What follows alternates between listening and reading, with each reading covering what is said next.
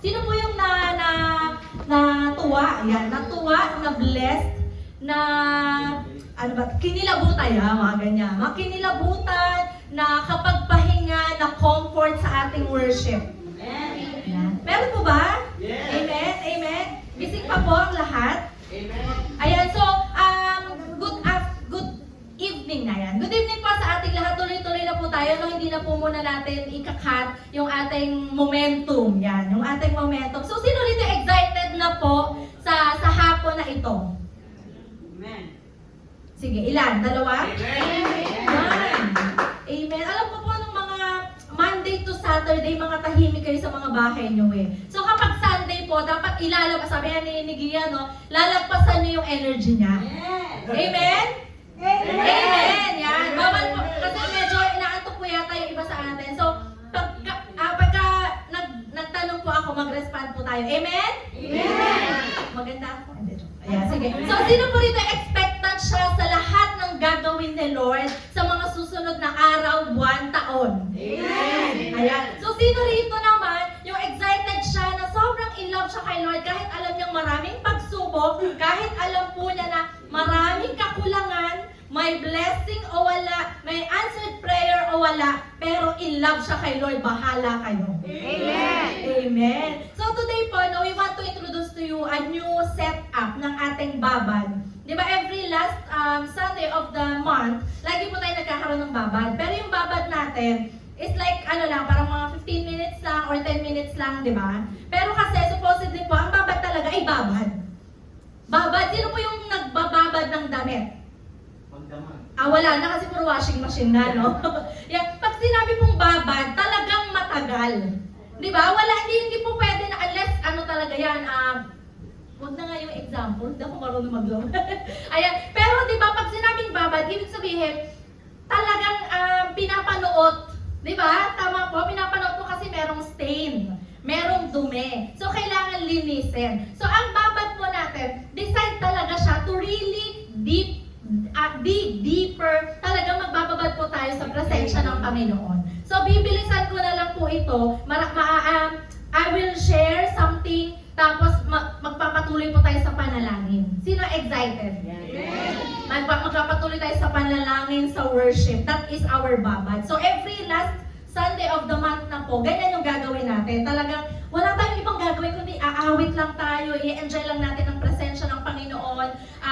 Talagang isisik natin ang mukha ng Panginoon. Yan. Amen po ba? Amen. So we were introducing this to you, no? Kasi we want to rely more on our prayer. Hindi lang sa basta meeting.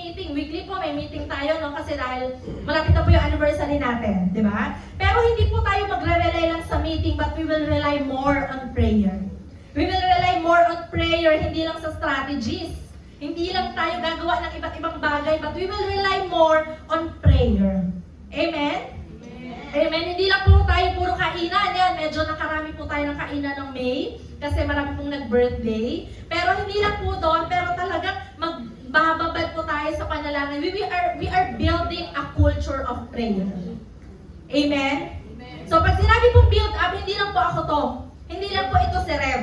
Okay, pag sinabi pong build up, sama-sama tayo, lahat tayo mag-a-agree, lahat tayo bubuhat, lahat tayo kikilos, lahat tayo mananalangin. Kaya pag sinabi kong amen, ang sagot nyo ay? Amen. Amen. Lahat po. Kasi lahat tayo parte ng ginagawa ng Panginoon. Amen. Amen. Amen. Yeah. So let's read Acts 16:25 to 26. I'll try to be fast para mas babad po tayo later. Acts 16:25 to 26. Sige po, basahin natin in 3, 2, 1. About midnight, Paul and Silas were praying and singing hymns to God, and the other prisoners were listening to them. Suddenly there was a violent earthquake, and the foundations of the prison were shaken. The crowd joined in the attack against Paul and Silas, and the magistrates ordered them to be stripped and beaten with rods. After they had severely flogged, they were thrown to Jesus. Okay na yan, 23. Hindi ba 26? Sige pa, meron pa? Yan na yan? Wala na? Sige. Sige, prison na lang muna. Mamaya na lang. Sige, for us to, wait lang. Pasend ka ng link kay Charles. Charles, yeah.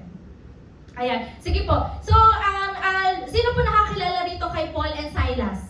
Amen. Yes. Yan. Medyo naririnig na si Paul, medyo kilala na po natin yan kasi lagi yan natatopic sa service. Pero meron po siyang kasama dito sa story natin today, si Paul and Silas.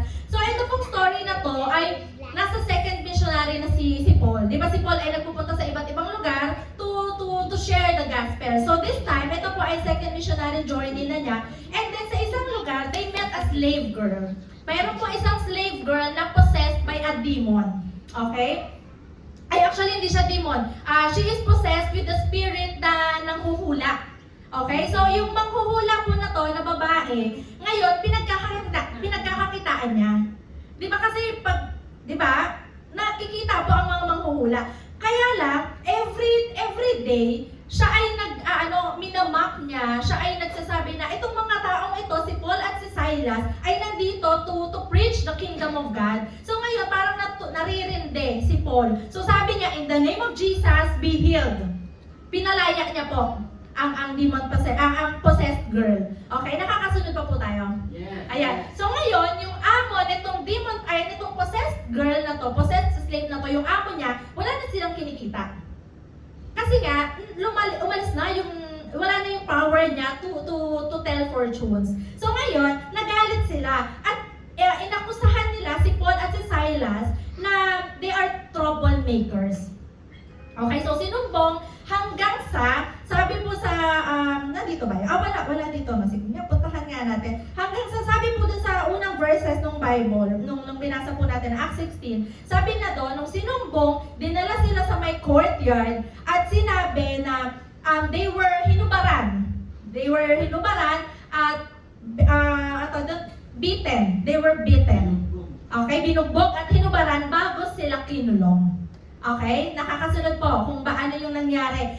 Nung nasa kulungan na po sila, around midnight, eto na yung binasa natin. Around midnight, Paul and Silas were praying and singing hymns to God, and the other prisoners were listening. Suddenly, there was a massive earthquake and the prison was shaken to its foundation. All the doors immediately flew open and the chains of every prisoner fell off. So, nagkaroon ng earthquake. Habang sila po ay kumakanta, hindi ko alam kung bakit nagkaroon ng earthquake, kung dahil ba maganda ang boses nila o dahil may gustong gawin ng Panginoon. Okay? Sino dito yung kagakanta siya for sure? Uulan. Dito hindi lang po ulan. Nagkaroon po ng earthquake nung sila po ay nag-worship. But these people po, si Paul at si Silas, imagine, they are being punished because of what? Because of Jesus. Because of doing what is good. Because of freeing a slave girl. Okay? Ginagawa nila kung ano yung tama. At I tell you po, hindi dahil ginagawa mo ang tama, laging okay ang buhay mo. Yes. Hindi dahil sumusunod ka sa Lord, nagsiserve ka, zero ang problema mo. Amen? Amen. Sino dito yung masasabi niya na nung sumunod ako kay Lord, mas dumami ang problema ko? Amen. Nung nag-serve ako kay Lord, bakit parang mas nagkulang yung pera ko? Amen. Lagi ka kasi nanilibre. Every Sunday kasi nasa Katrina, kaya pala nagkulang yung pera. Pero, di ba, isipin natin, bakit nangyari yun? Bakit kung kailan nagpa-follow ka na kay Jesus, inuuna mo si Jesus, bakit mas lalo kang dumami ang problema? Maybe, just because, no? Maybe, ito lang po ay ilan lamang, no? Number one, baka dinitest ni Lord yung faith mo. Yes. Baka hanggang 2 weeks ka lang. Pagka nahirapan ka na, ayaw mo na. Baka dinitest ni Lord yung motivation mo.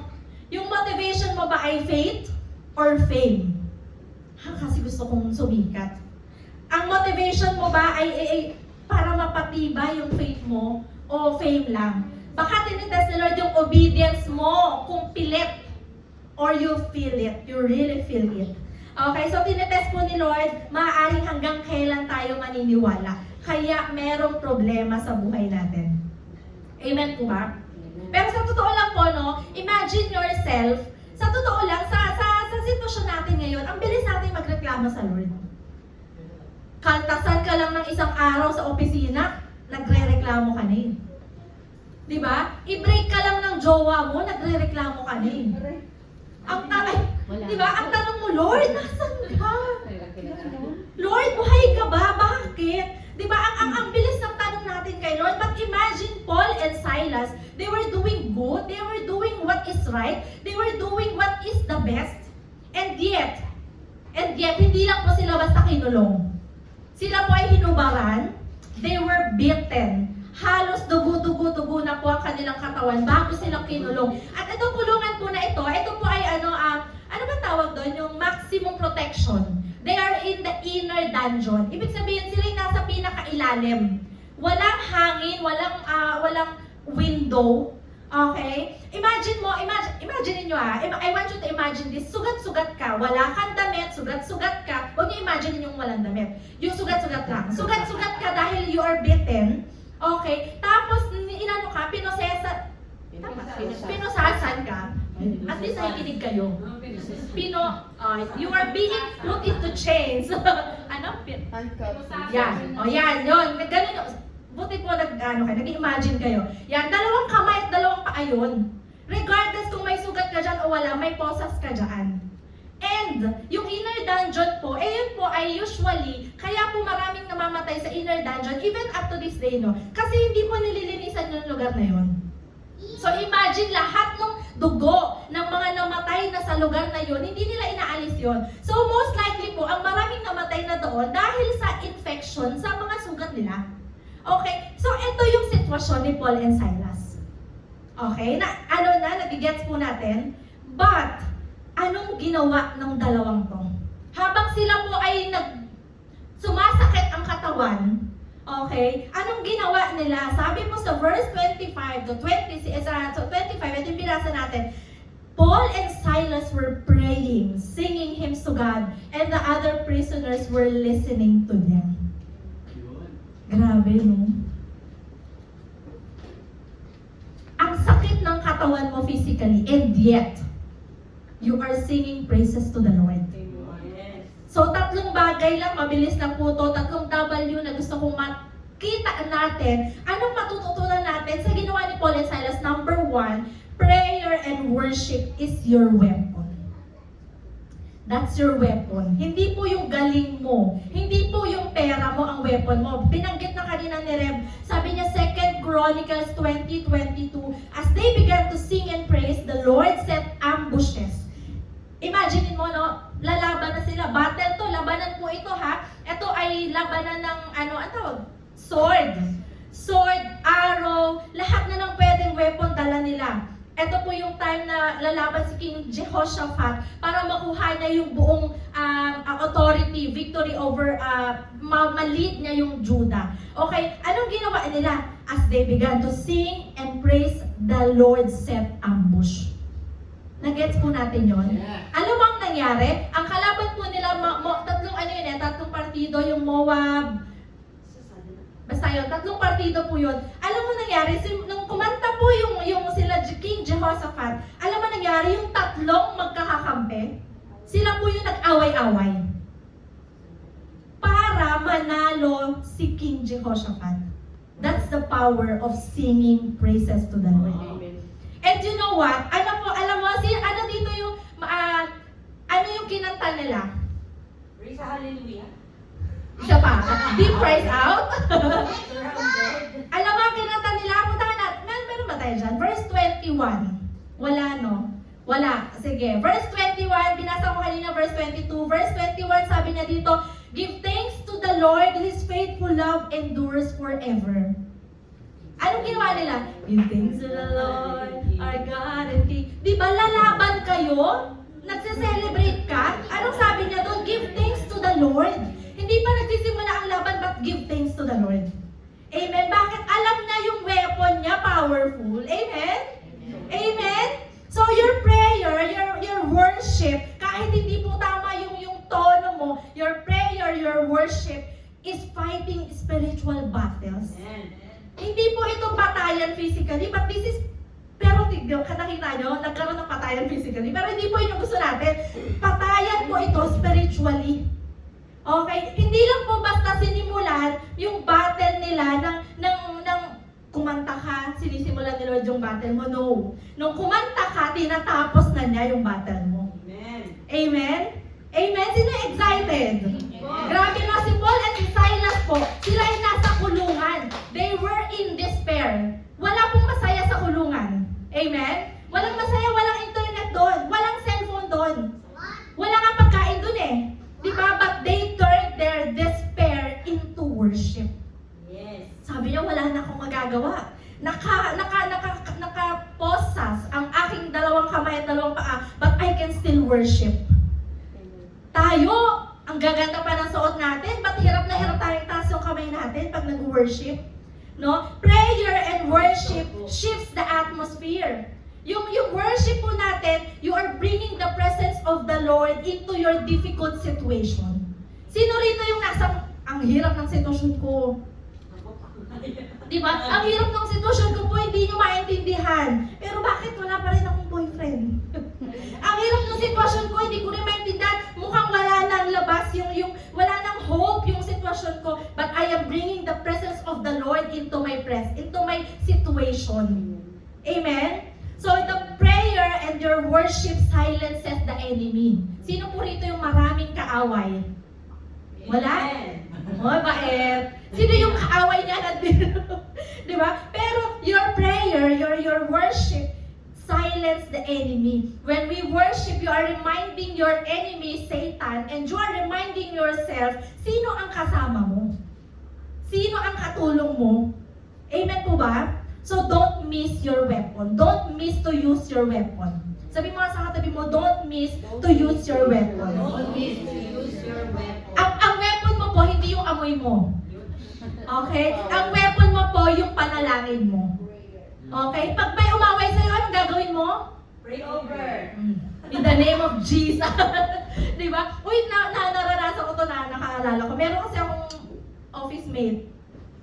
Medyo masungit siya sa akin. Hindi ko alam kung bakit. Pero tuwing kinakausap niya ako, kakanta talaga ako. I'll raise a hallelujah. Grabe, ano to, no joke to. Maya-maya kinakausap na niya ako ng mabait.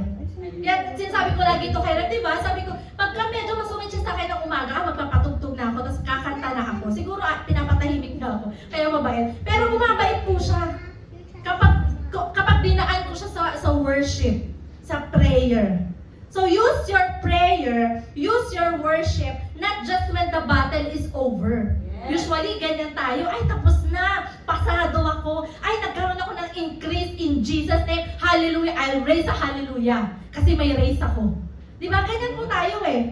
Ganyan tayo, kapag meron ka natanggap na good news, kapag sinabi sa'yo ng amo mo, sige, papayagan kitang magbakasyon this year. Sagot ko lahat, 3 times. Papakanta ka eh. Di ba? I'll raise a hallelujah. Magpo-post ka pa niya, the Lord is good.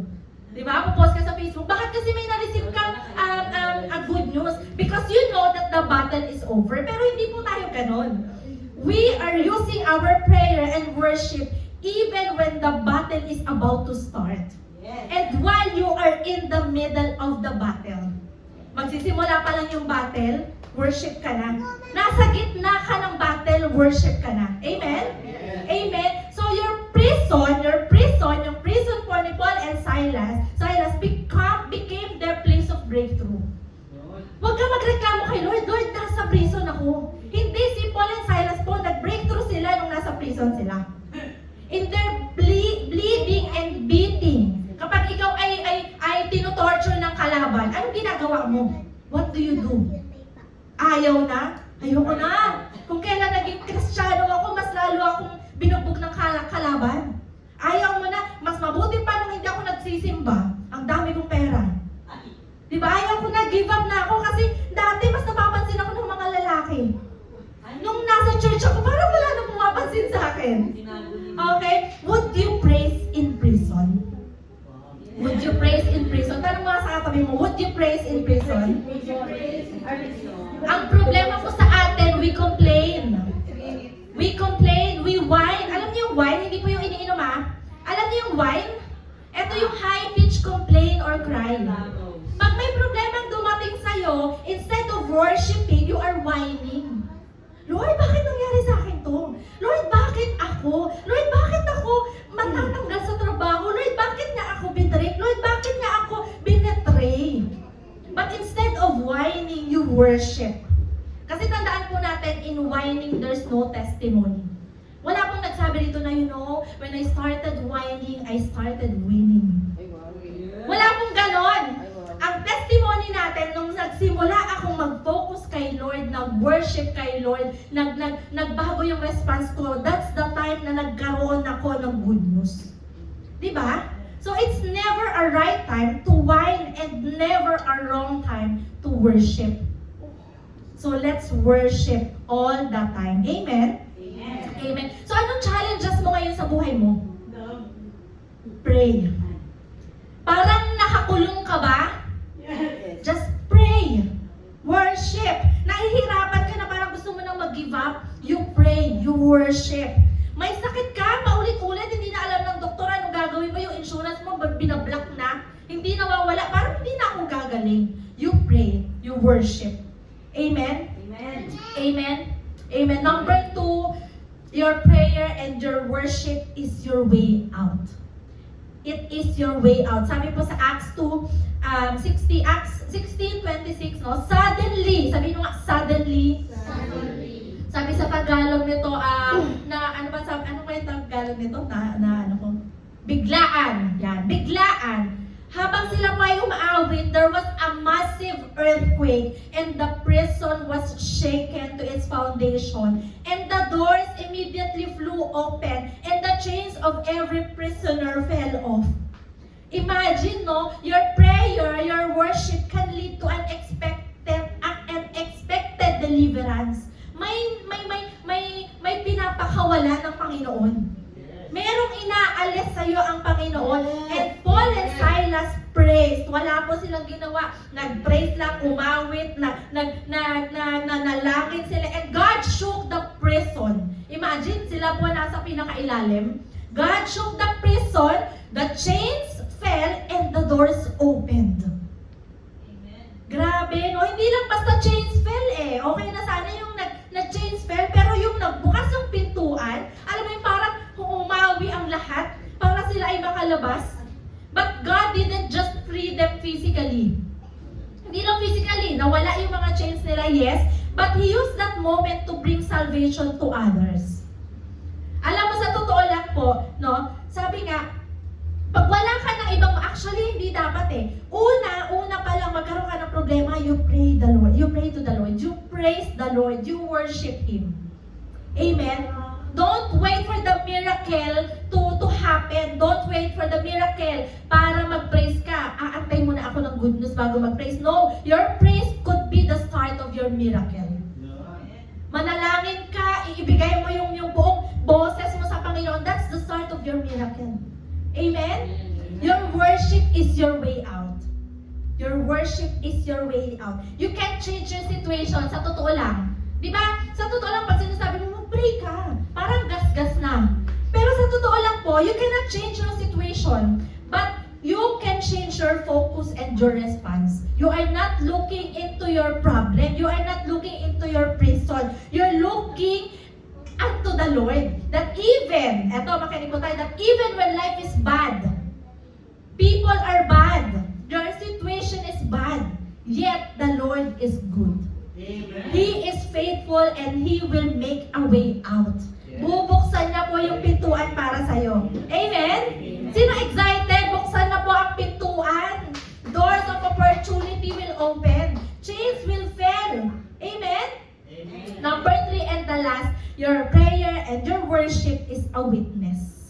Is a witness. Bakit? Sabi po sa 16 verse 25, and the other prisoners were listening to them. So, yung people na nandun po sa prisoner, they were all watching how Paul and Silas would respond to the situation na meron sila. Sa totoo lang tayo rin po ganyan. Kristiyano na to ako na lang. Kristiyano na si Jen? Paano kaya magre-respond to kapag biglang nagkasakit? Aalis na kaya siya sa church?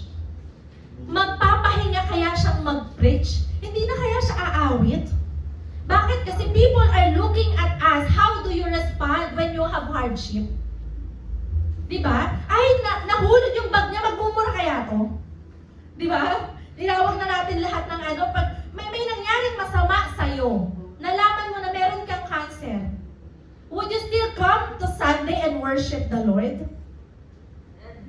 People are looking at us, looking at how we would respond to hardship. So sabi niya dito, and the other prisoners were listening to them. So si Paul and si Silas po, hindi lang sila nag-pray. Sabi nung pastor, tara, let's pray. Lahat. Sabi nung pastor, lahat, let's pray. Ganyan ka lang. Diba? Pero si Paul and Silas po, they didn't just pray quietly, they praised loud. Louder that others were listening to them. Imagine no, nasa prison ka, hinubaran ka, pinarusahan ka. This is unlikely a place of worship. This is not a place of worship.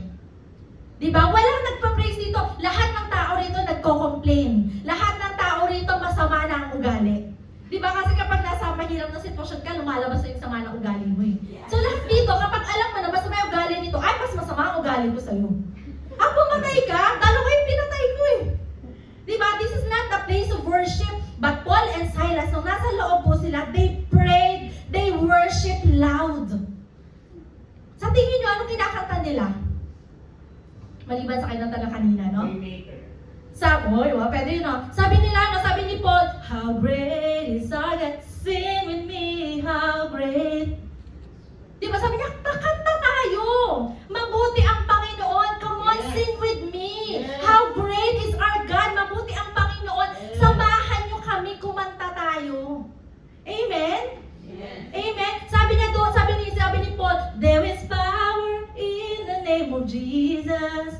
Break every chain. Na-imagine nyo ba? Na-imagine, break every chain, and the chains were falling off. Grabe, that's how the worship is powerful. Sabi niya doon, it may look like I'm surrounded. You are in the prison, I'm surrounded. But I'm surrounded by you. Imagine, you are in the prison, sabi niya, it may look like ang daming ipis. It may look like I'm surrounded, but I'm surrounded by you. Diba? Imagine niyo yan? Grabe po ang power. Sabi niya, this is how I fight my battles. Ito yung power ko. This is how I fight my battle. Not with sword. Not with sama ng ugali. Not with... Sa totoo lang po, pag nabasa niyo po itong story na to, sila sa dulo, sila po ay Romans. Si Paul and si Silas po ay Romans. And it's not allowed to torture someone who is Roman. Sa totoo lang, meron na siyang weapon, umpisa pa lang. Hindi mo ako pwedeng hindi mo ako pwedeng paluin. Bakit kasi Romans ako? Pero hindi niya ginamit yung weapon na yon. Anong ginamit niyang weapon? Yung prayer niya. This is how I fight my... Ito ang weapon ko. This is my weapon. Prayer, worship. And that's, imagine po, no? Nung nag-worship si Paul and si Silas, sa tingin nyo ba, nag-shook ang heaven, nag-earthquake because the Lord wants them to be free? Pwede? Actually, no. The reason bakit nagkaroon po ng earthquake is not for them to be free. Hindi po ito para sa kanila. Yung nangyari pong ito, basahin natin na this is nothing to do with Paul and Silas in prison. This is nothing to do with them. The miracle is not for Paul and Silas. It's not for them. It has everything to do with the salvation of a jailer. Of a jailer. Basahin natin, nandito ba? Verses 29 to 34, and I will end with this. 29 to 34. Wala. Okay, ako po magbabasa, makinig po tayo ha. Verse 29, the jailer called for lights, rushed in and fell trembling before Paul and Silas. Nakita nung jailer na natanggal ang chains, nagbukas ang mga pintuan. Sabi niya, nanginginig po ang jailer na to, sabi niya, yari ako. Patay ako, nakatakas yung dalawa. Okay, ikaw yung pinagbabantay. Tapos, sabi nung nanay mo, bantayan mo yung isda. Dalawa lang yan. Para sa nanay mo, sa tatay mo, pag kinuha ng pusa, yan, yari ka sa akin. Diba sabi nung jailer, yari ako, nakatakas si Paul and si Silas. And sabi nga doon, sabi ni, hindi nawala na dito, sabi doon, lumapit si jailer, kumuha na siya ng weapon niya, kinuha niya yung kanyang sword. Papatayin na niya yung sarili niya. Bakit? Kasi po, you are responsible for those people. Kapag yung dalawang yon ay nawala, kung ano yung dapat na parusa sa kanila, yun yung dapat na gawin sa'yo.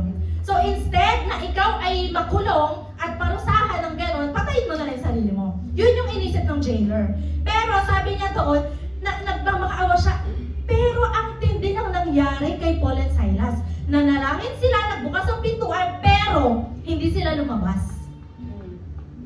Sa totoo lang po kung tayo yun, ay, God made a way for me. God opened the door of opportunity for me. Mag-a-apply ako, papasukin ko to, i-grab ko to. Bakit? Kasi si Lord to. Pero hindi po, si Paul and Silas, alam nila hindi para sa kanila yon. It's not for you. Sabi ni Paul and Silas, it's not for us, it's for you. Bakit po? Sabi niya doon, verse 30, sabi niya doon, lumapit si jailer kay Paul and Silas, Sir, what must I do to be saved? Sabi ni Paul and Silas, believe in the Lord Jesus and you will be saved, you and your family, you and your household. Ang nangyari po, mabilisan na lang, they were saved. They were baptized. Dinala niya po si Paul and Silas sa bahay nila. Yung buong pamilya niya, they were saved, they were baptized. Hindi na nila inantay yung kinabukasan, they were baptized. So that praise and worship might be not for you, but it's for your kapatid. Yes. Baka merong pinifree sa kanya yung Panginoon the moment na nakita niya na may problema to si Gia, pero bakit nananalangin pa din? Try ko nga yung Diyos niya. Binrake to ng asawa niya, naghiwalay sila, pero bakit nagpo-worship pa din? Kasi kilala niya yung Diyos niya. So even in chains, Paul and Silas sang. They worship, they praise, they sing. They worship the Lord. At hindi lang po ito nag-open ng prison door, it opened hearts. Yes. It opened the hearts of the jailer, not just the jailer, pero kasi kasama po niya yung buong pamilya niya. Imagine! Imagine that! So Paul and Silas praised God in public, even in pain. Even in pain, they were worshiping the Lord. So tandaan po natin, kagaya po ng kay Paul and Silas, first challenge is you pray and you worship the Lord with all your heart. May nakikinig sa'yo, may nakakakita sa'yo. Pag sinabi po ng worship, yung worship leader po natin, wala ng boses, napuputulan na ng litid. Sing with me. Sabi niya, sing with me, how great. You pray, you worship because it's not for him, it's not for her, it's for you. It's for you at para sa mga kasama mo. Amen po ba? You worship the Lord in trial because that will reveal the strength of your faith. Ang faith po natin hindi natetest sa maayos na bahay, maayos na buhay, maayos na pagkakataon. Your faith is strengthened kapag ikaw po ay nagpupursige, nagpa-persevere when you are in the trial. Amen? Amen. Amen. So let our praise, let our prayer, let our worship point people to Jesus. Let's bring them to Jesus with how we respond to our prison. Because someone's breakthrough will come, might come from watching your faith and witnessing your faith. Amen. Yes. Amen. So I will end with this. At tatayo po tayong lahat. We will worship. We will praise. Kagaya po ni Paul and Silas, giving everything they have. Ito na lang yung meron kami. Wala kaming pera. Wala kaming kakayanan. Wala kaming freedom. But we are worshiping the Lord. Let's choose to worship the Lord in the middle of sickness. In the middle of uncertainties. In the middle of hopelessness. Are you here? Amen. Let's worship the Lord as if we are fighting the spiritual battles going around our life. And let us be witnesses of how good our God is. Amen po ba?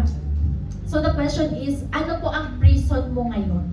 What's the prison na nag-hold back sa'yo? Nasaan kulungan ka ngayon? You might be in the prison of a relationship. You might be be in the prison of lack, of kakulangan. You might be in the prison of hopelessness. Ito pong gagawin natin. We will worship. We will pray. We will praise the Lord. Because that is the key to breakthrough.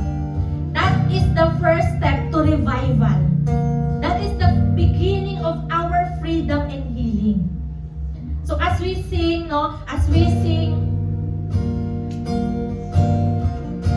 imagine the doors of the prison that you are in. It's opening. The doors are opening. The chains are breaking. The chains na nakatali sa'yo, kamay mo, paa mo, it's dropping to the ground.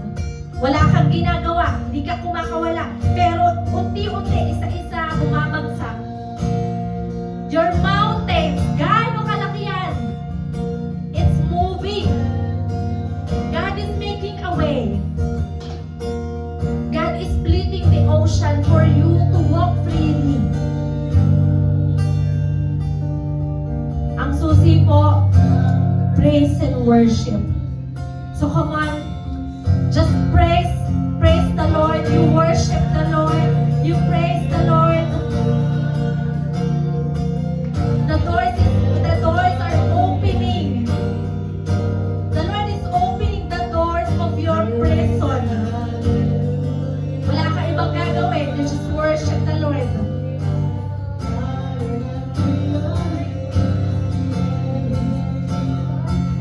I'll raise a hallelujah. I'll weaponize the melody.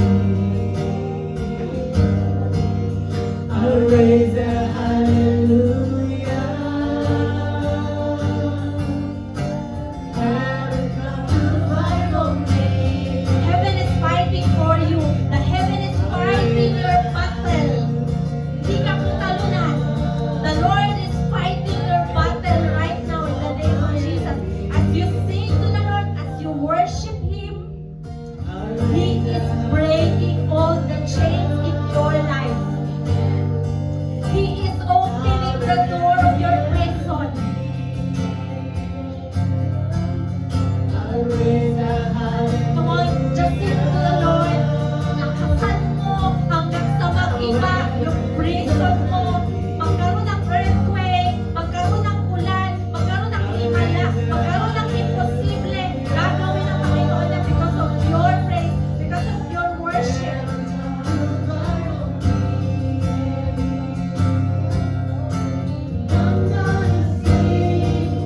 In the middle of the storm, louder and louder, you gotta keep my praises roar. Up from the ashes, hope will arise. Death is defeated, the King is alive. I'm gonna sing in the middle of the storm, louder and louder, you gotta hear my praises roar. Up from the ashes, hope will arise. Death is defeated, the King is alive. I'm gonna sing in the middle of the storm, louder and louder, you gotta hear my praises roar. Up from the ashes, hope will arise. Death is defeated, the King is alive.